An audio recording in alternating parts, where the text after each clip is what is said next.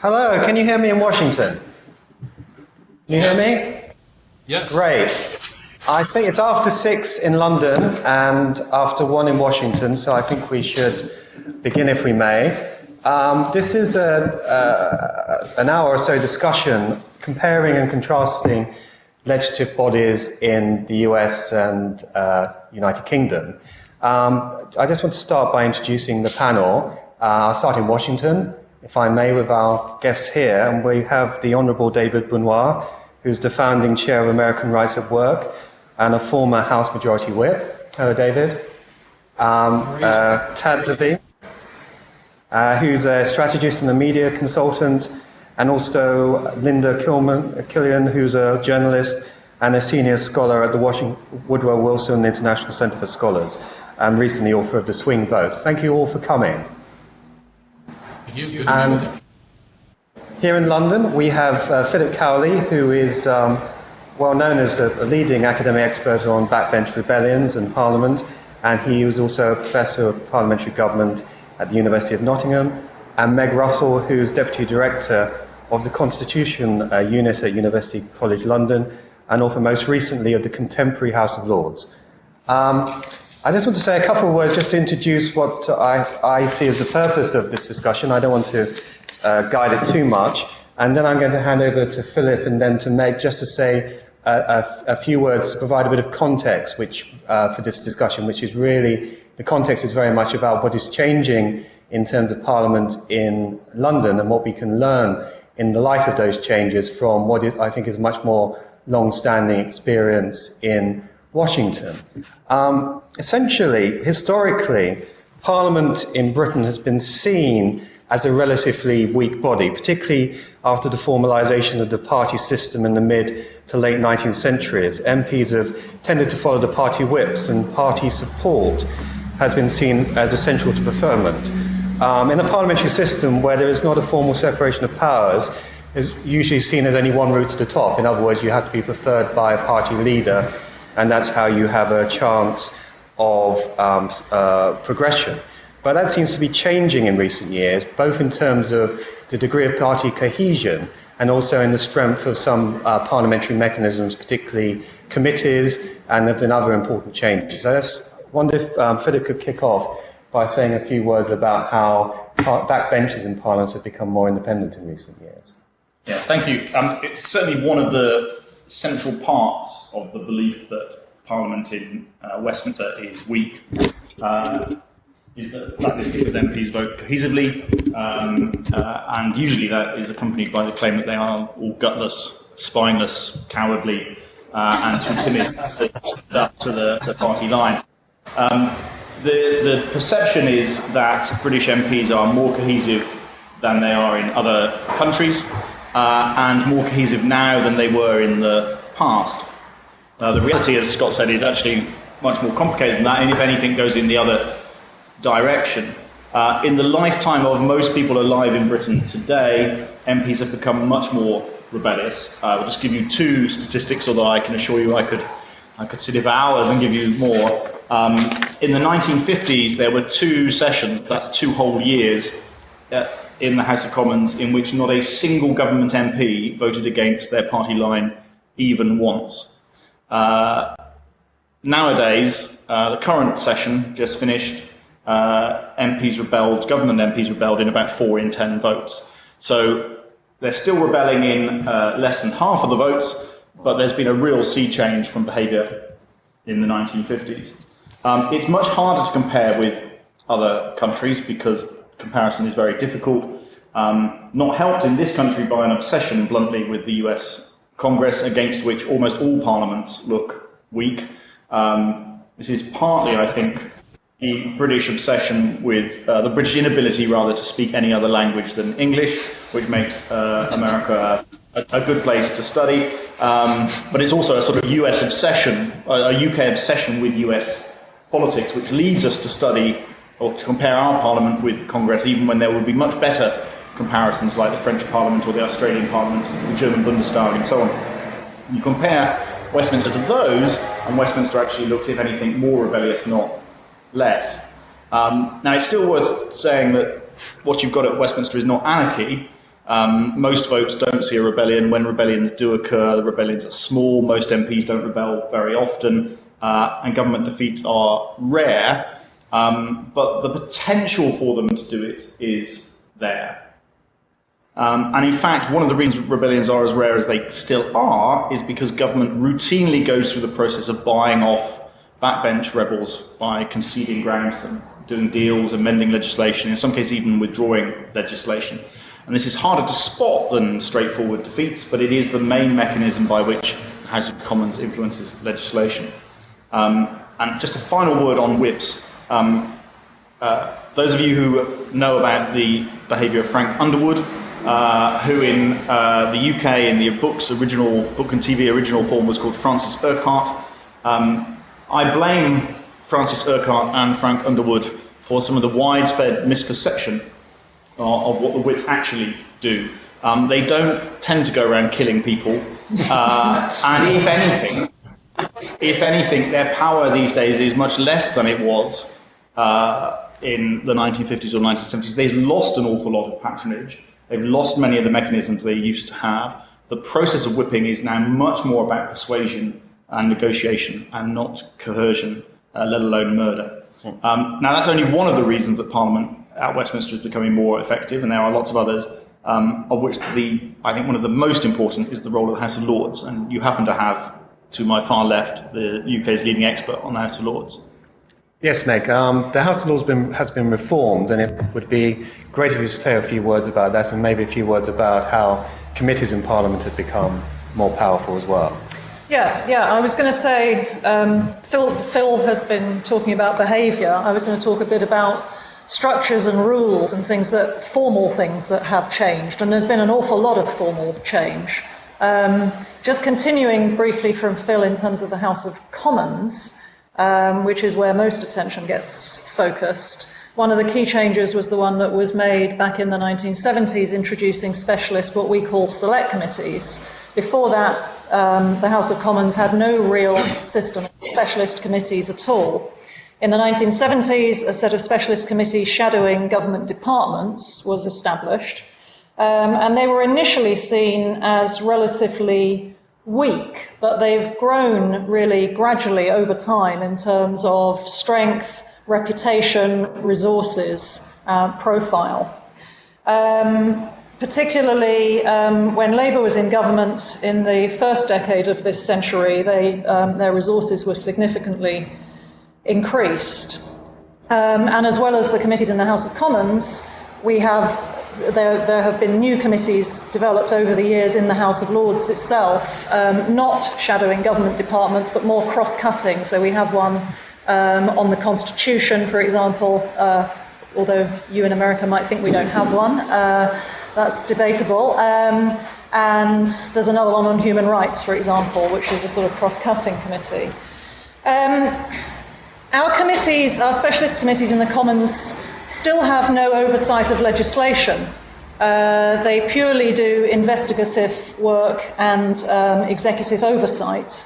So they often get overlooked in considering parliamentary power because it's quite hard to measure the policy changes that result from the work of the select committees. But I did a big project a few years ago looking at the recommendations that come from House of Commons select committees, and that found that if you trace through the recommendations that they make as a result of their inquiries, around 40% of the recommendations are actually implemented by government. And considering that we have 20 departmental committees, which each produce several reports a year, and each report contains somewhere between probably 20 and 50 recommendations, that is an awful lot of policy change resulting from those select committees. They were strengthened further as a result of our MPs' expenses crisis, which I'm sure reached the other side of the Atlantic in terms of news in 2009.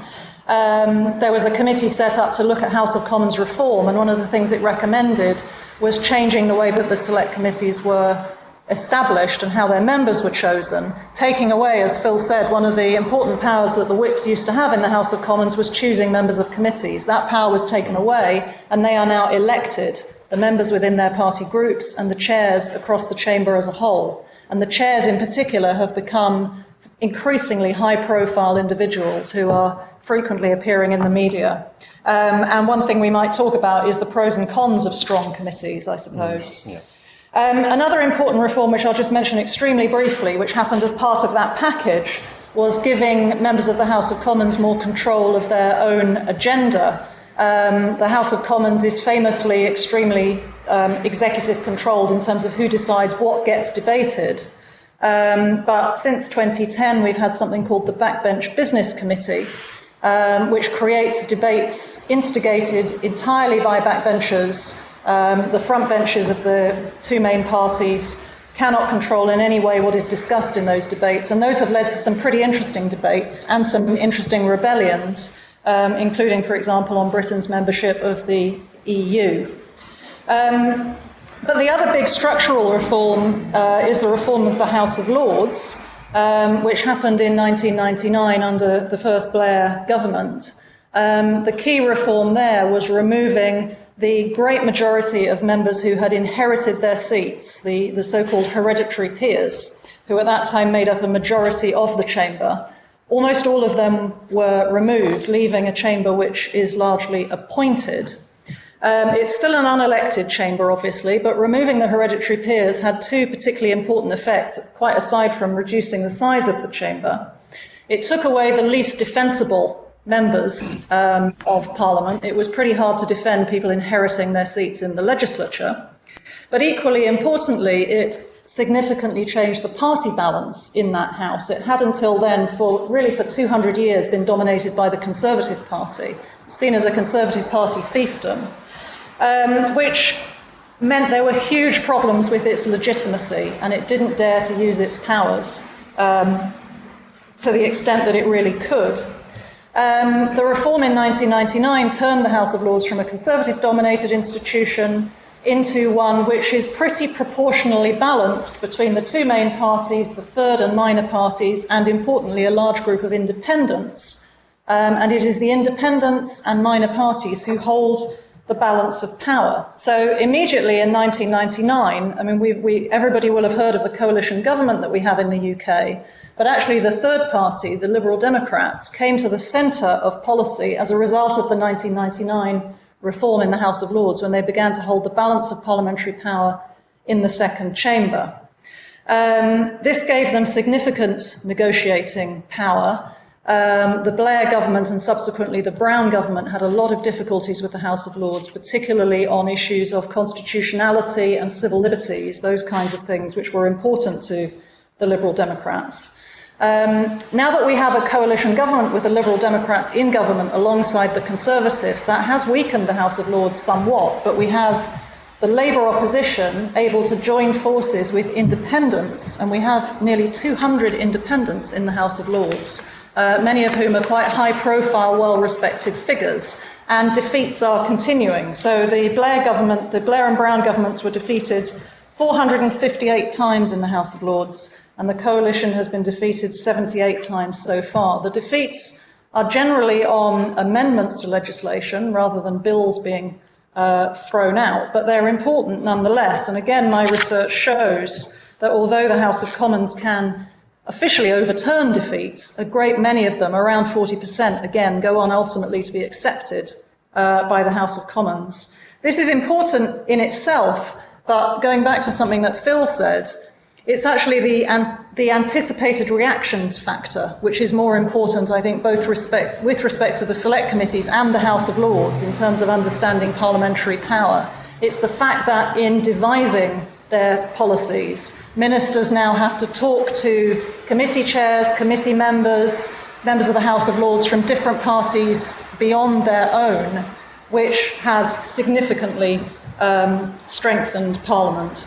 And the strengthening of the House of Lords, interestingly, has not really seen, you'd think it's, if that chamber is up, maybe the other chamber is down. My research suggests, and talking to people makes clear, that strengthening the House of Lords has not weakened the House of Commons. It's actually strengthened the House of Commons, because the people that Phil studies, government backbenchers, are the people ultimately who make decisions in the Commons. What the House of Lords does is offer them the opportunity to really have their say on controversial elements of policy. Ultimately, they are the ones who will decide, but the government has to be really sure that it's got support on its own backbenches in order to get legislation through. So strengthening the Lords has strengthened Parliament as a whole. Thank you very much, Meg. I think we should bring in our panellists in Washington now and to find out how much has been said so far chimes of your experience and what, particularly, if we could start with David as a former majority whip. One thing which I think is quite difficult for us on this side of the Atlantic to understand is how party management works in Congress, particularly where you don't have the same fusion between the executive and legislature, and where preferment into the executive isn't such a big factor. How does it go about? I don't expect a definitive answer, but if you could give us a few words on that would be great. Sure, Scott. Well, first of all, thank you for asking me to be part of this panel. I should say at the beginning that I would agree with Philip in his ascertaining the evils of the TV show that she referred to, House of Cards. There are no whips that I'm aware of in the United States that have engaged in that type of, at least political assassinations, or excuse me, physical assassinations. But nonetheless, it tends to get a little bit rough, I assume, is in your country as it does here politically. So backbenchers, they're an interesting group of people. If you look at for instance, the House of Representatives, and you look at it from terms of a pyramid, we have 435 members. About half of that are sort of what we would call backbenchers, or at least I would define them as backbenchers. These are people who are not subcommittee chair, full committee chair, part of the leadership in any way. The leadership is mostly comprised of, and we're elected as well as your folks, by the other members. The leadership is, we have to run, and as a result of running, we have to meet with individuals from the backbench, and we may have actually come from the backbench, as I did, and they will actually try to, in addition to substantive policy issues, they'll try to get from you what you can do for them. Can you be helpful on committee assignments? Can you get them a fundraiser from the White House if we control the White House? Can you help with maybe a little visit to this part of the world or that part of the world?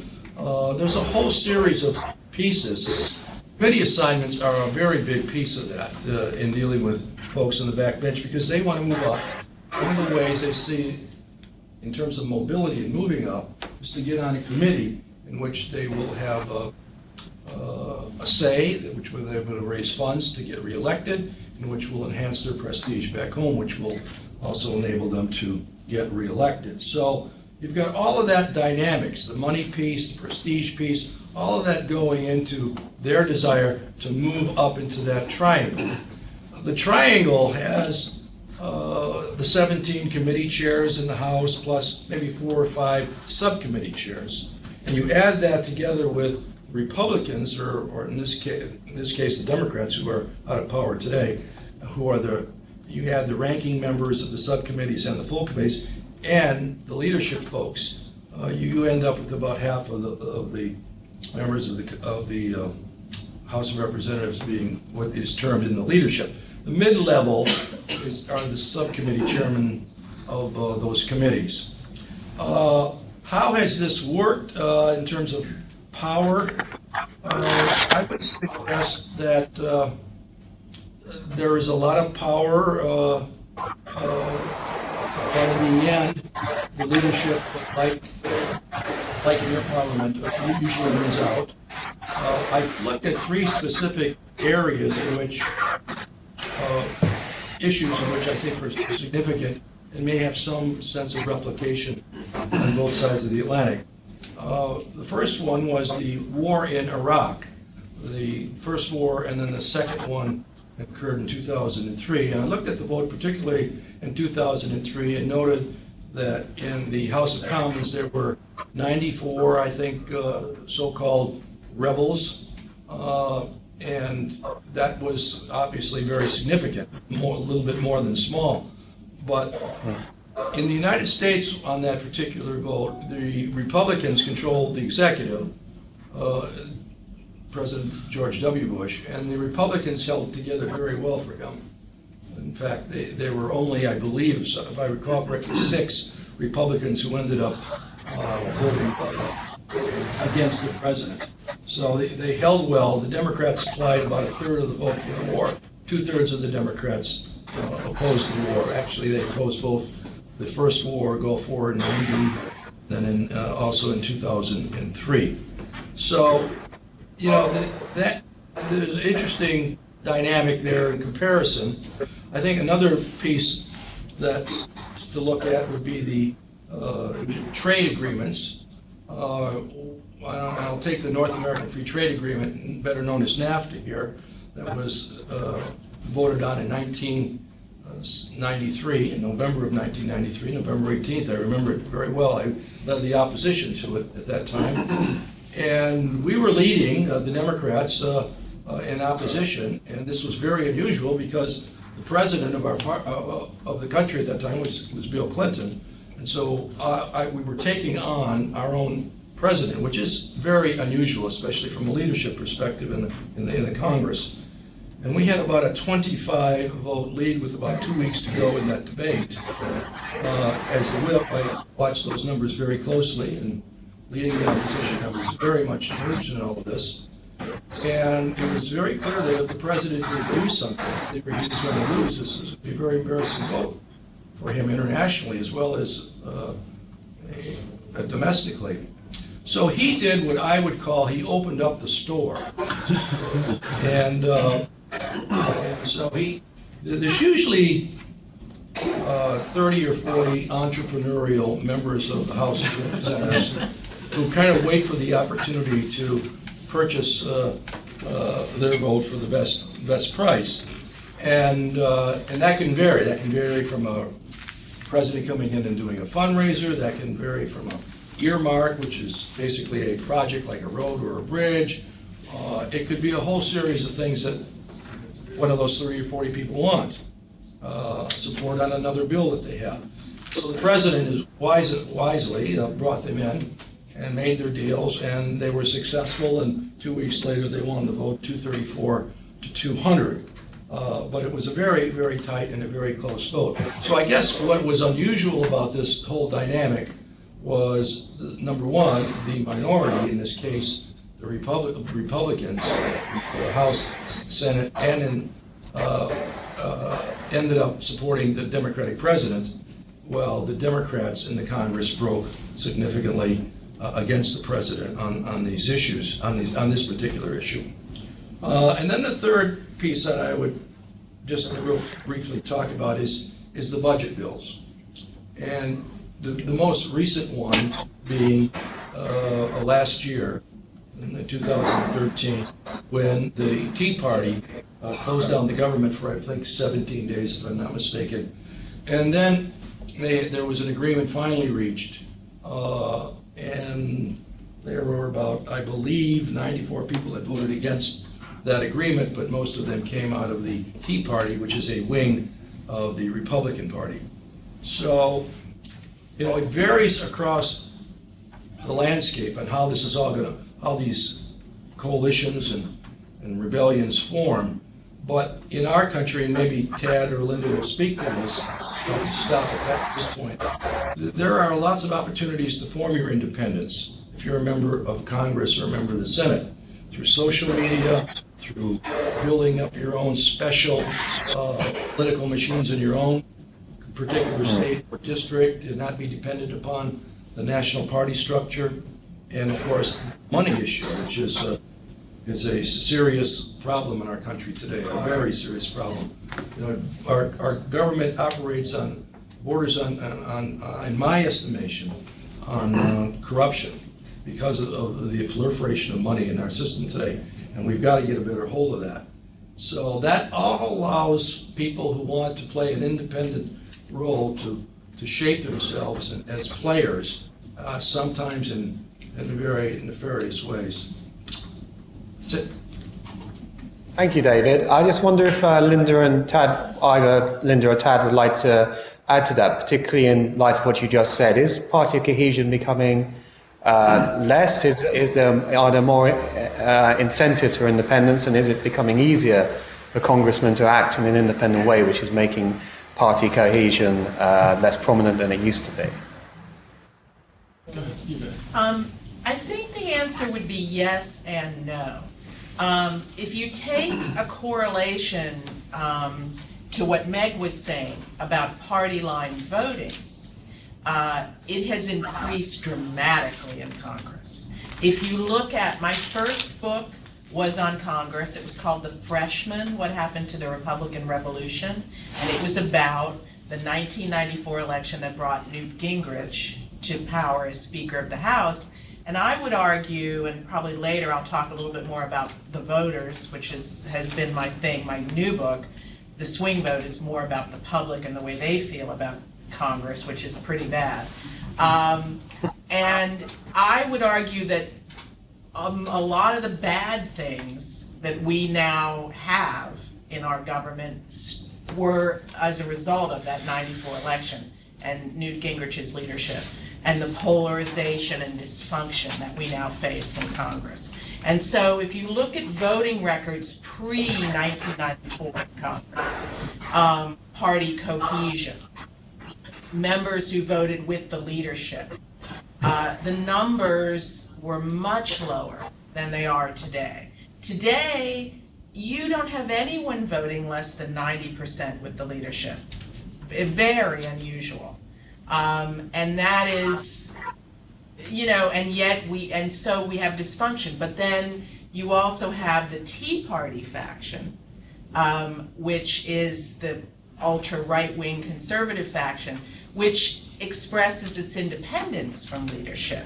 And you might say it's the tail wagging the dog in terms of our House Speaker, Boehner, being unable to control. He just recently, you may have seen, gave a speech in Ohio in which he talked about immigration reform, and he said, oh, these guys don't want to legislate, they don't, what's the problem? Why can't we legislate? Why can't we do something?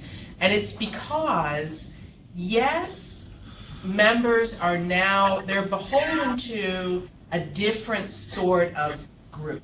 They're beholden, we have these horrible congressional districts, these gerrymandered congressional districts, so that maybe 50, 60 competitive seats in the House out of 435.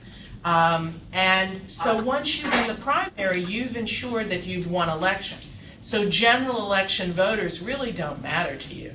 And so that's why Tea Party voters are beholden to their conservative Tea Party constituency. They come from solid conservative districts, Republican districts, and it's who turns out to vote in the primaries. And one of my things is open primaries. Half our states in the country allow all registered voters to vote in the primaries, but half of them do not.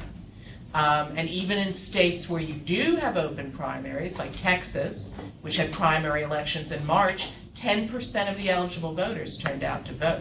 So what do you get? And so they are, and then you have the influence of money, which Congressman Bonnier was talking about. You have the Koch brothers. You have now, starting on the left, people to challenge the Koch brothers and form what are called in the United States 501c4s, which are organizations that can do political activity and can spend as much money as they want, no limits whatsoever, and run ads that say anything they want. The only restriction really is that they're supposed to not coordinate with the candidates. But other than that, the sky's the limit. As a result of some recent Supreme Court decisions you're probably familiar with. And so what all this boils down to is that Americans are very, very dissatisfied with their government. Very dissatisfied. Poll after poll, whether it's Gallup, whether it's the Pew Research Center, today an NBC Wall Street Journal poll, they hold Congress, they hold the institutions, they hold our leaders in very low esteem. And because of the money, they do not feel that the public voice is heard. They feel that only money is heard in our political system. And I tweeted, you can follow me on Twitter, by the way, at Linda J. Killian. I tweeted a bunch of stuff from today's NBC Wall Street Journal poll, and the thing that got the most reaction and was retweeted so much was the Wall Street Journal poll showed that Americans no longer believe that there's equality of opportunity in the United States.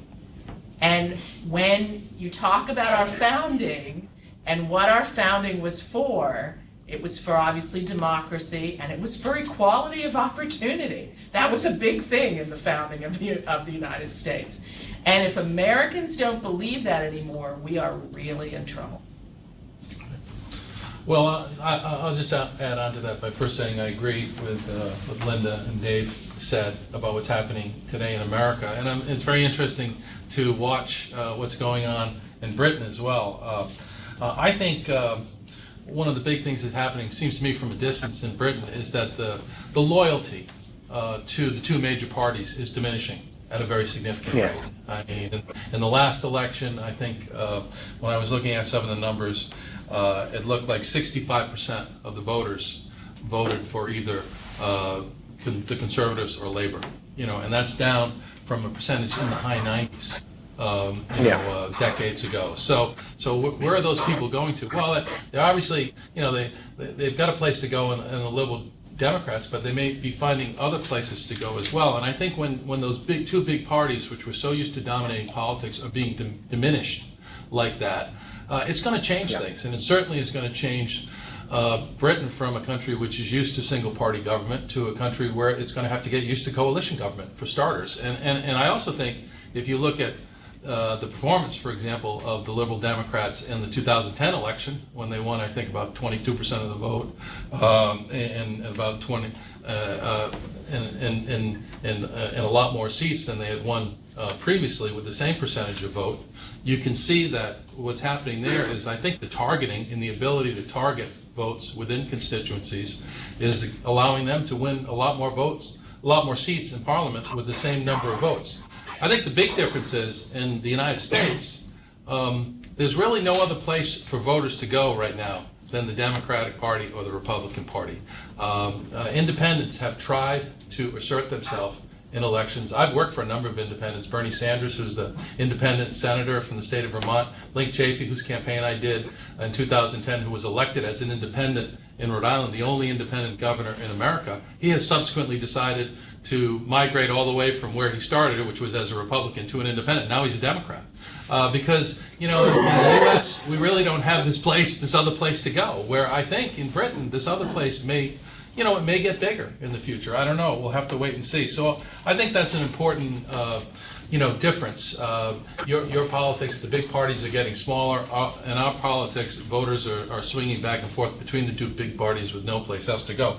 I think the big thing that's happening in American politics today is the infusion of outside money. Linda just referenced it into our politics. I mean, this used to be a country where campaigns followed candidates. We had a past where political parties dominated. They picked candidates for presidents, they picked candidates for governor. We then entered a phase of our democracy where individuals ran campaigns. So those campaigns raised money. Sometimes people funded their own campaigns. They won election not by going through a party structure, but instead by hiring guys like me to make television ads and pollsters and other people, and that was a grand era. I certainly enjoyed participating in it. But the era we are about to enter into, which was opened not by the elected representatives of the people in the legislature, but by the Supreme Court of the United States in a 5-4 vote in the Citizens United case, is the Wild West of politics. We're about to enter an era where outside groups who are allowed to raise and spend money, sometimes without having to disclose who they got the money from, are going to become the dominant force, in my view, in political party campaigns. Campaigns that have no limit in terms of how much you can contribute will probably, in 2016, for the first time, surpass the aggregate fundraising of campaigns where there are limits. Campaigns like for president or for House or Senate. That's what we're on right now. And when that happens, those forces really will become the dominant forces and are quickly becoming the dominant forces in our politics. They're the ones dictating to the candidates what to do. And the interesting thing, I think, and I think this is similar in both Britain and the United States right now, is that while these forces, driven principally by money, here in the United States, empowered by a decision of the Supreme Court, while these forces are making candidates go into polarized ideological corners, voters themselves are moving in the opposite direction. Voters are becoming much more independent. They are losing their ties and moorings to parties. They are thinking of themselves in much more independent veins and looking for candidates who are more independent as well. And the problem with American politics is, in order to get in front of those voters in a general election, you must go through a vice of a primary in state after state, in election after election. And if you cannot satisfy the groups that control that primary, the money groups who are now overwhelming them in federal elections, and also beginning to do it at the state level as well, and the ideological groups who exert inordinate influence because their mobilization of 2 or 3% of the vote within a state can decide the outcome of an election. That's who's controlling politics today. So the people who are actually getting elected, while they would be, if they could get through that, money vice and the political vice, if they could get there, they would, have a much more independent audience. They just can't get there because our politics today is forcing people to political extremes on both sides. And those political extremes are producing elected officials in Washington who have, really no incentive to cooperate and only an incentive to win the next election. Scott, can I say something? Can I say something in relation to what Tad just said about independence? Surely, yes. Yes. Because this is my thing now. I have spent the past 4 years thinking, talking, studying independent voters around the country. And this is something I feel like I know a lot about. And as he was saying, now, in various polls, it's between 40 and 46% of all Americans now identify as not as Republicans or Democrats, but independents. That's almost more than Republicans and Democrats combined. And yet, our system is stacked against their participation. The Republicans and Democrats have been very smart in the way they've controlled state legislatures and crafted rules so that, for example, in states, independent candidates don't have ballot access. It's much more difficult. They're not allowed to raise money, and their ballot access in terms of the number of signatures they must collect to get on the ballot higher than Republican and Democratic candidates. We have these closed primaries that we talked about. We have these gerrymandered districts. And so I've actually been working over the past 6 months or so to establish a support mechanism for these independent candidates, because none exists right now, despite these overwhelming numbers. And the center, also, more people in the center in America than on either extreme, and yet they've disappeared from Congress. These centrists in both the Republican and Democratic parties that used to forge compromise and legislate, they've been squeezed out of the system. And so I am trying to establish a nonprofit to support independent voters, to mobilize them, to give them a voice, and to support independent candidates. Because my contention is, and we might live in the land of unintended consequences, I'm very interested to hear how it has worked in Britain with all of these independents in Parliament. My contention is that these centrist independents, who would not be beholden to either the parties or big interests, they would be beholden to the voters, would represent a different view and would make, even if you could elect, say, 30 or 40 members to the House and 5 to 10 in the Senate, that's the wedge that used to be represented by moderate Republicans and moderate Democrats that would help make compromise possible. Thank you, Linda. If I could bring our panelists in London back in on that point. Philip, we've had some actual independent MPs in Westminster who didn't have a party affiliation, but also when you speak to members of Parliament, they all say to a man and a woman that they have a large vote of their own, that they have constituents who vote for them personally rather than for their party affiliation. And increasingly, in recent years, they're focused on constituency work to a greater extent than they did historically.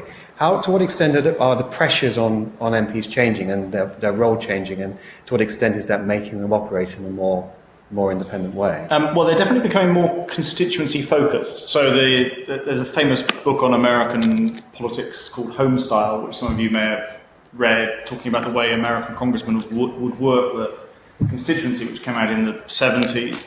And when it came out in the 70s, you couldn't have done a book like that in Britain because British politicians didn't really do that sort of work in the constituency. They didn't spend that much time there. They now spend about half of their time either in or working for the constituency. And that's certainly helped build up a personal vote, although any MP who believes they are at Westminster because of their personal vote is deluded. Many of them do. They're there because of the party. The personal vote can help dig them in a bit, but it's still not the majority of their vote.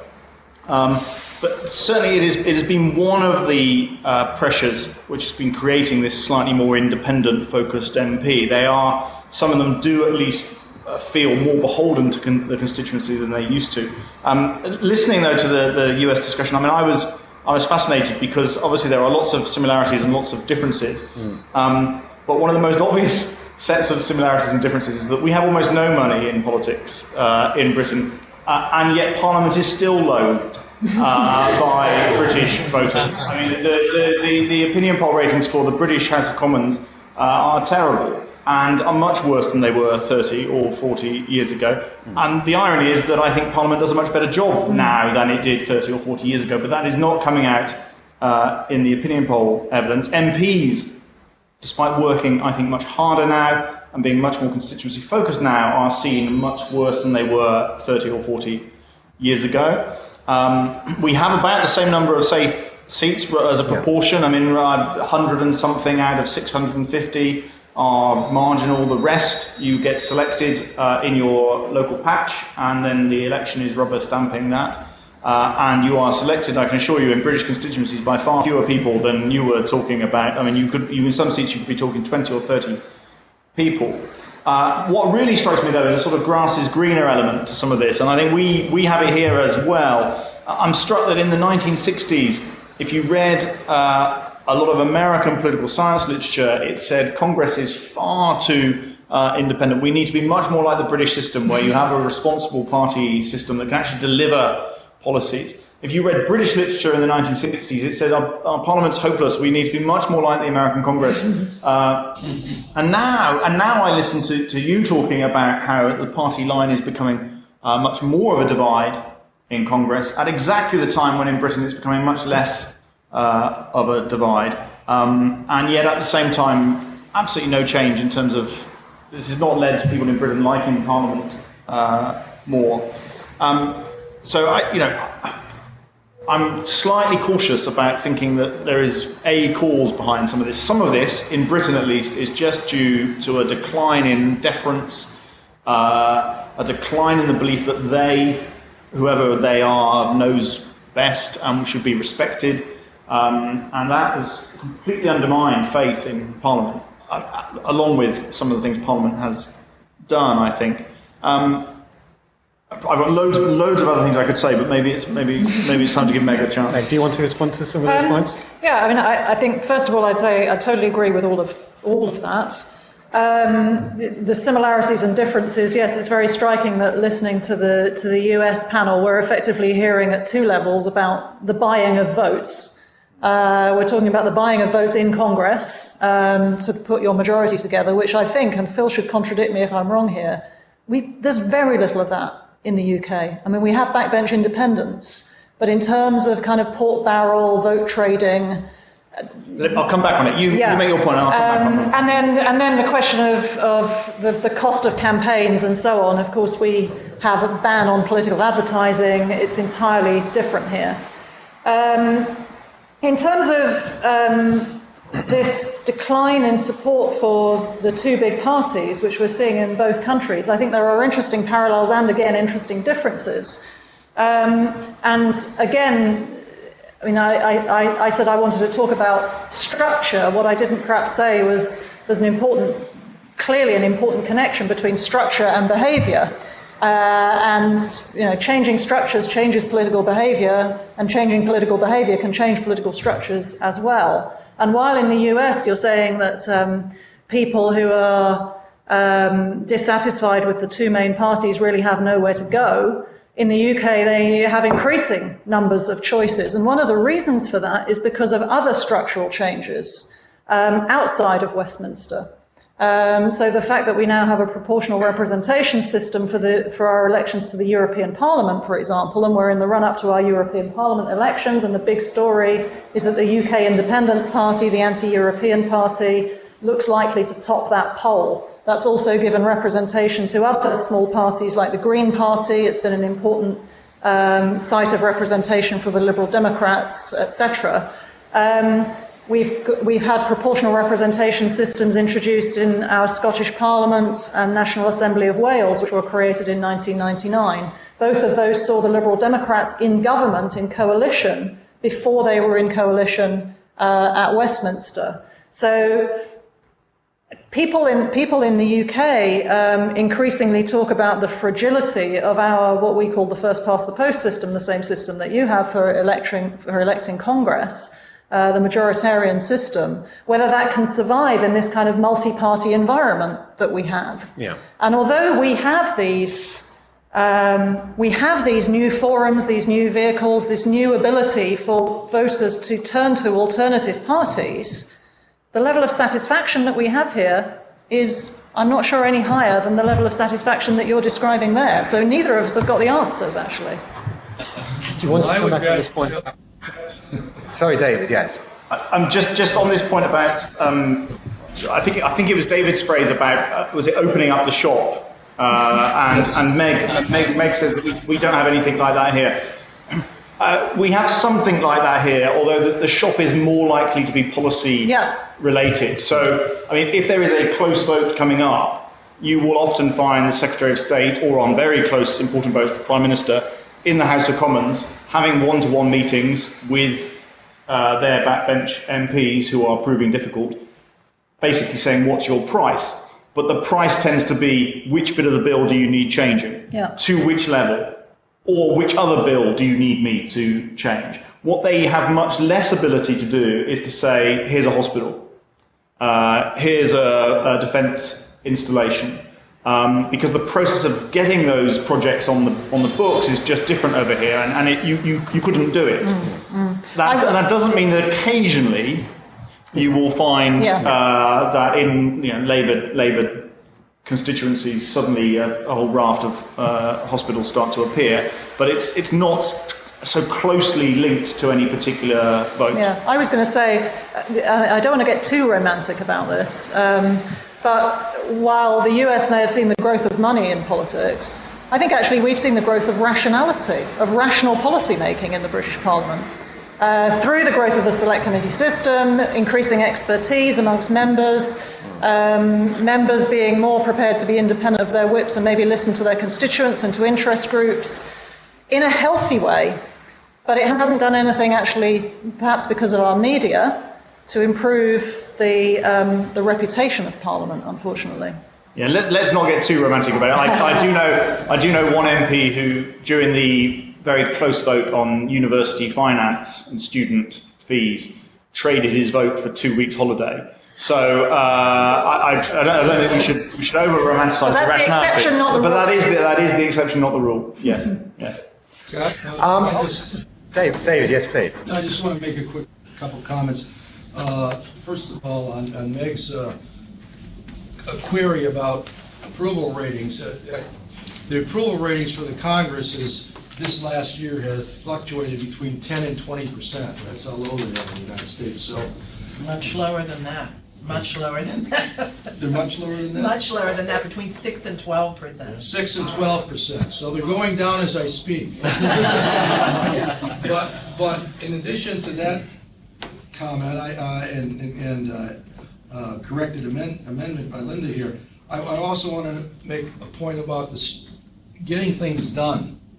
We talked about we've taken away some really important pieces to get things done in the U.S. Congress. The earmark, or the pork barrel, if you will, is pretty well disappeared, at least visibly, in the House of Representatives. And that was always a very significant piece to closing deals. In fact, actually, that's what we do in parliaments. We do deals. We try to get things done through working out deals in the positive sense. And most of those earmarks were basically, you know, very good positive things. Occasionally, you get a bridge to nowhere, and it would cast a very negative light on the Congress, and it's part of the reasons we're at 6 to 12% right now. But the one other quick point I wanted to make, and that was to Phil's comment with respect to members of Parliament going back to their constituencies more often. That's another reason things don't get done here in Washington, D.C. When I came to D.C. in '76 as a member of Congress, 2/3 of the members of the House of Representatives brought their families to Washington and would go back once every 2 weeks, once a month to their districts. Today, I don't know what the number is, but my guess is that it's just the reverse and probably even worse. I think most members go to their district every weekend. And what that has resulted in is having work days where members would fly in on Tuesday, get here right before votes at 5 or 6 o'clock, and then have all day on Wednesday to work. They would just work their little hearts out on Wednesday and pack their bags in the morning on Thursday because they're out of there to catch their 2 o'clock flights back home on Thursday. So you can't really run a government when you're basically not there. I mean, what did Woody Allen say? 90% of life is showing up. You've got to be there. And it's a real serious problem, and part of that is the result of people being back in their districts. And being in your districts may be one of the reasons, and this is to Tad's point, and I'll be quiet after this, being in your district and working your district has insulated some of our, I think, representatives and senators from the challenge they would normally have because nothing gets done here. Right. Now, it all may fall apart eventually, and it probably will, but it's made a difference for some of them. But I would argue that what they're doing back in their districts is not meeting with constituents. And I'd like to sort of reference what Philip said about home style, that sort of classic by Richard Fenno. That would be quaint today. And I'm going to give you a specific example. When Congressman Bonnier was in Congress, I'm sure he had open meetings with constituents all the time. That was what used to happen in the 70s and 80s. Doesn't happen anymore. There's a senator from Oregon, a liberal Democratic senator from Oregon named Ron Wyden. He prides himself on having an open town hall meeting in every county in Oregon. Let me tell you, he is in the tiny minority of members of Congress who do such a thing. And I have taught, and he is so, I'm saying it's great that he's doing it, but he's so proud that he does this. And I've had conversations with his staff. Of course he should be doing this. That's ridiculous. That's what they should be doing, is meeting with their constituents. But no, they're meeting with business leaders, they're meeting with fundraisers, they're meeting with party people, they're meeting maybe with other officials of their own party, mayors. They are not meeting with the people. And that is why they have become so insulated. 50% of all members of Congress are millionaires. But the people they're meeting with are multimillionaires and billionaires. So they're just totally losing touch. And I think there are a lot of things that we can learn from you all. I mean, I think proportional representation, structural changes, it's clear to me that change in the American system is not going to come from within. These politicians are not going to voluntarily change the system that elected them to office. That is why we have such high barriers to change. change is only going to happen if it's forced from outside the system. I'm convinced of that. Yeah.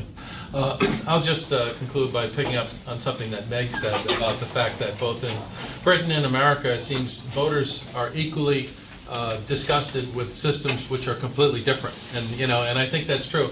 But I don't think that disgust really is due to the political systems that either share characteristics or are different.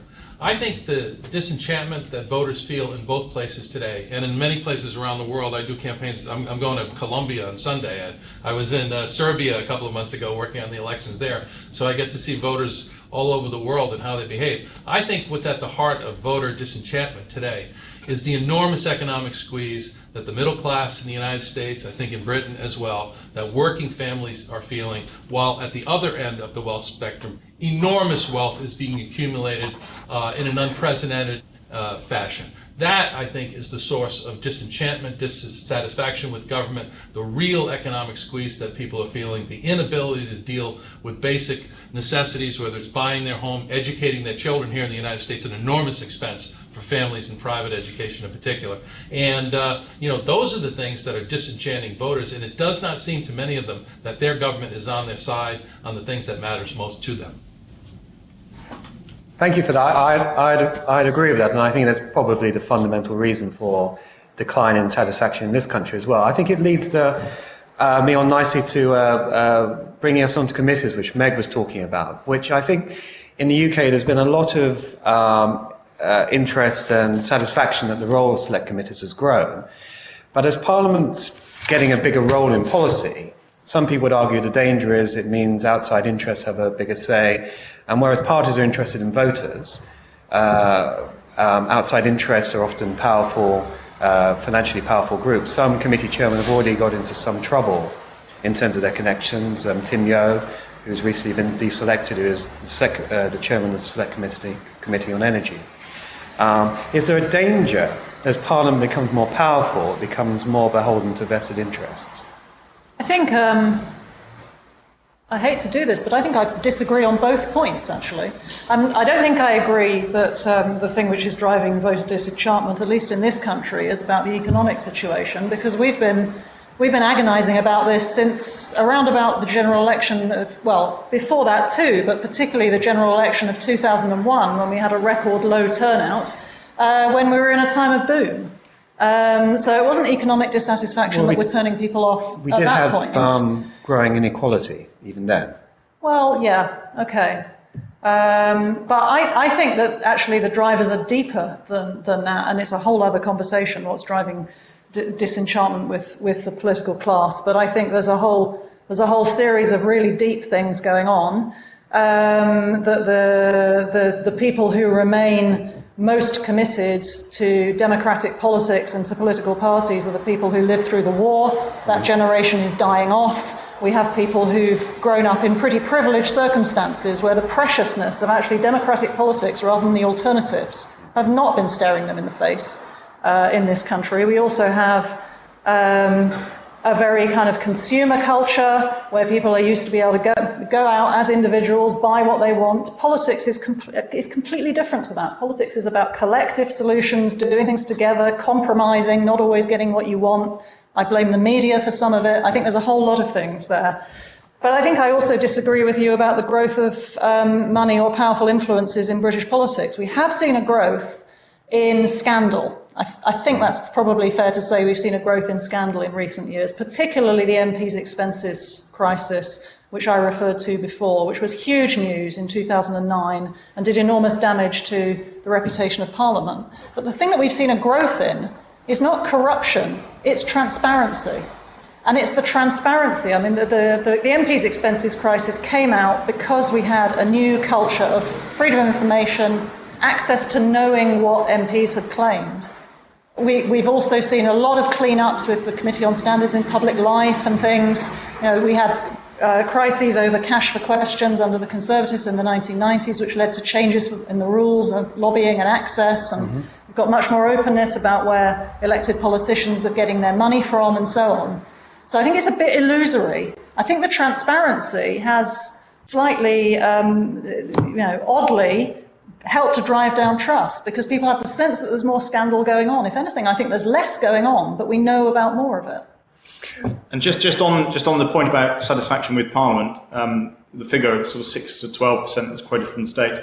A survey last year in Britain found just 2% of Britons said they were very satisfied with Parliament's performance. And there's then another chunk who are satisfied, but believe me, I can't remember the figure off the top of my head because the 2% is so memorable, you remember it.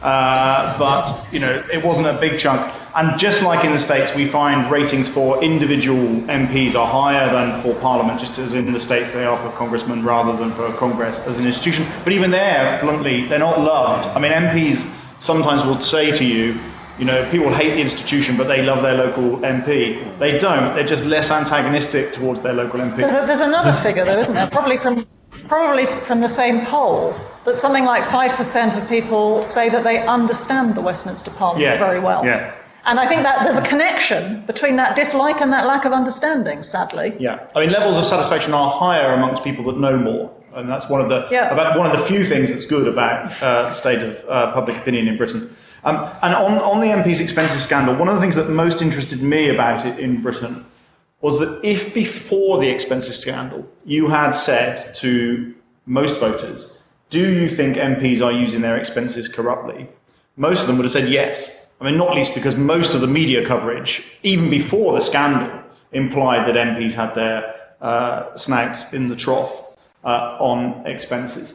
So people would have said, and in fact there were surveys, do you think your MP is honest? No, I don't. Do you think your MP is in it for themselves? Yes, I do. And then when we found that actually some of them were, this was an enormous scandal and caused levels of trust to fall even lower. And I spent a lot of time puzzling over this until a friend pointed out to me that it would be a little bit like if you thought your wife or husband was having an affair. In fact, you were pretty certain your wife or husband was having an affair, and then you walked in on them. And that was the moment we had in 2009. Suddenly the bedroom door was open, and something we had suspected for a long time we could actually see, and we didn't like it very much. Although we kind of revelled in it in a way. The media absolutely loved it. But it is not as if levels of trust were high before that. Levels of trust of politicians in Britain have been low for decades. They've been low actually since records began. And they are lower now. But they're not much lower now because they've always been so low. We've always been very cynical about the motives of our politicians, and there's a little bit of me that, there is a danger when cynicism and scepticism tips over and becomes destructive. But equally, an excessive faith in the political class is also destructive, because then you believe in people who are messianic and that have solutions and will deliver you to a higher level of brilliance. And I've always quite liked British scepticism in their rulers. I think it stops us electing lunatics, I think. If I sorry, Linda, yes. I would argue in America the skepticism and cynicism in Congress is justified.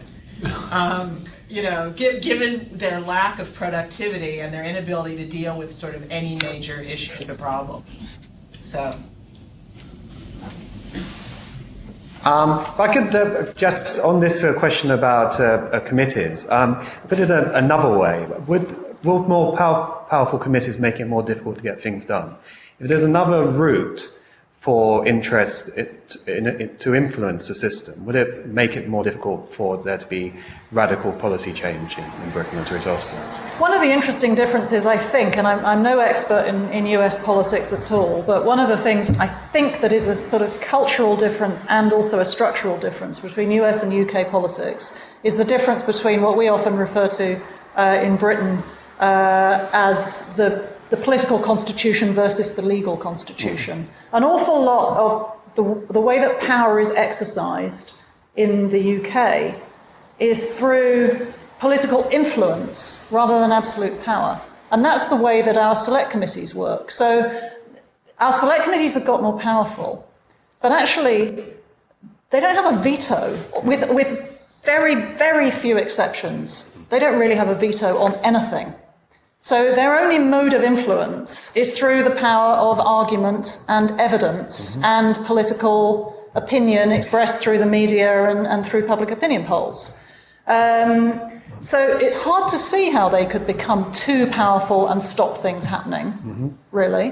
And I think actually that's probably quite a healthy way to exercise power, because they can't actually block it. They don't look at legislation, so they can't block bills. No.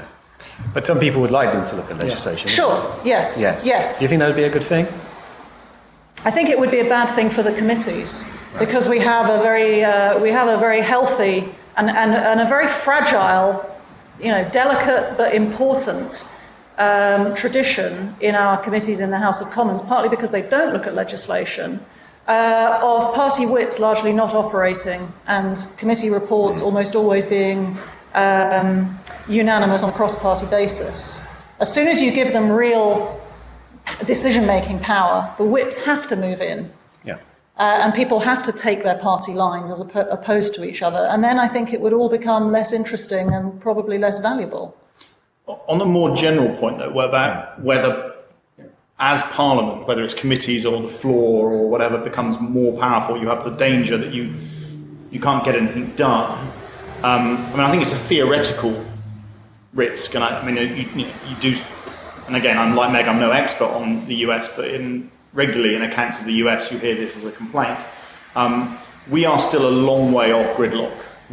So, whilst it may be a theoretical concern, if backbenchers become more powerful still, we've got a long way to go until the government can't act. Now, having said that, and we haven't mentioned it so far, but the reason there was no military action by the British in Syria was because the government was defeated on a vote. A quite remarkable event. I got involved in several discussions at the time about when the last comparable vote was when a government was defeated on military action. And if I tell you that one of the possible contenders for the last time this happened was the government of Lord North over losing the American colonies, you get an understanding of just how unprecedented this was. So I think government can still act in Britain if it really wants to get something done. Yes, it now has to buy off MPs in a way it didn't have to do 30 or 40 years ago. It has to negotiate, but it can usually do it. The gridlock that we may see coming, and we haven't really come back to this very much in the discussion, the gridlock that could come is between the Commons and the Lords at some time in the future, because the Lords still does not use its powers anywhere near to their maximum. It doesn't throw out bills. It will send something back to the Commons with some amendments. If the Commons absolutely puts its foot down and says, no, we're not going to have that, ultimately the House of Lords will back down. But it doesn't have to. And it's a cultural thing. It's based on convention. And there are sets of political circumstances that you could imagine with different party control of the two chambers where you did get something close to gridlock between the two chambers.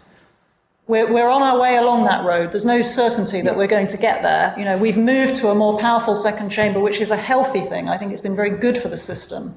In that respect, I think I would go with your thesis that, a bit more power is a good thing, but you could have too much. Yeah, right. Comment on that. Yes, please, sir.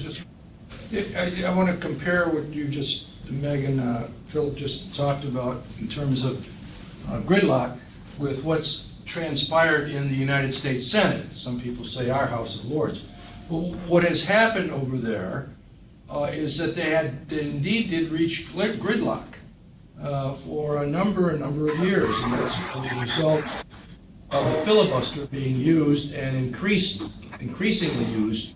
If you look at the trend lines, exponentially it has been used over the last, certainly the last half a dozen years, maybe a little bit more.